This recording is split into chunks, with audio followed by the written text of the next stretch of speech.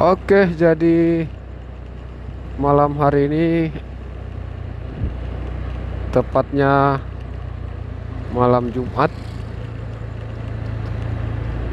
atau hari Kamis, tanggal 1 Februari tahun 2024,